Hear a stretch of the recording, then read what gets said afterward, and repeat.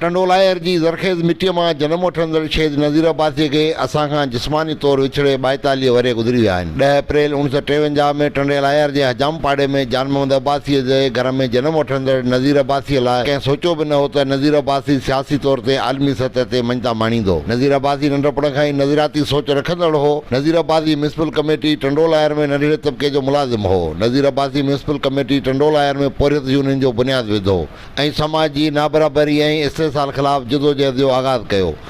नज़ीर अब्बासी अवामी मफ़ादनि खे नज़र में रखंदे सिंध नेशनल स्टूडेंट फेडरेशन में शमूलियत इख़्तियार कई ऐं सिंध सतह ते जदोजहद जे दायरे खे वधायो।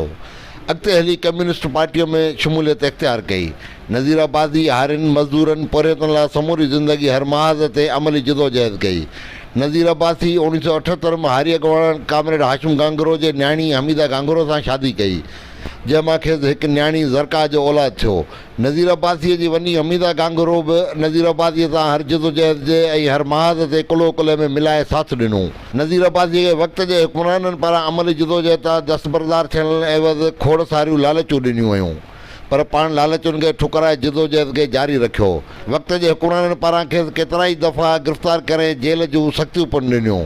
उन बावजूद बि नज़ीर अब्बासी पंहिंजे जदोजहद तां हथु न खयों। जन ज़िया जे आमिरती दौर में 1 अगस्त 1980 ते खेसि गिरफ़्तार करे टार्चर सेल में मुसलसल अज़ियतूं ॾिनियूं वयूं। 9 अगस्त ते शहीद थी वियो। हीअ आख़िरी आरामगाह कराची जे सखी हसन क़ब्रिस्तान में आहे। शहीद नज़ीर अब्बासीअ खे असांखां जिस्मानी तौरु विछड़े 42 वरे विहामी विया आहिनि, पर शहीद नज़ीर अब्बासी अॼु बि पोरियतनि हारियुनि ऐं नौजवाननि जी दिलनि जो धड़कन बणियल आहे।